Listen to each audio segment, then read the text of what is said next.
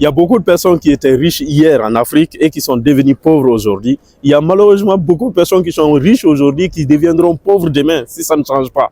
Car lorsque quelqu'un est sur le bon chemin de la réussite en Afrique, tous ses proches et amis l'acclament tout de suite. Tout le monde veut faire comme lui. Mais lorsque la personne leur dépasse et affiche avec fierté ce qu'il a obtenu avec sa propre sueur, tous ces gens qui l'acclamaient vont l'envier.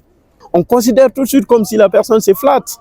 Ils vont chercher par tous les moyens à le ridiculiser, à le décrédibiliser, qu'il faut le redescendre sur terre, qu'il se flatte devant nous et se moque de nous.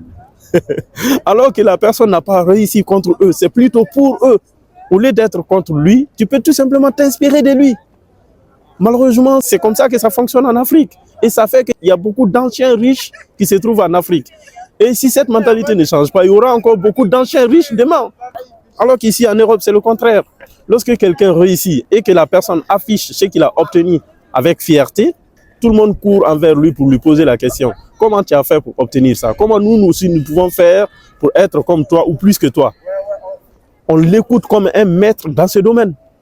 Au contraire, en Afrique, lorsque quelqu'un réussit, il y a des proches même qui passent par les choses mystiques pour le faire échouer, pour le faire redescendre, pour l'appauvrir. Ce que l'Africain considère comme flatterie ou moquerie, c'est ce que l'Européen considère comme source de motivation et d'inspiration.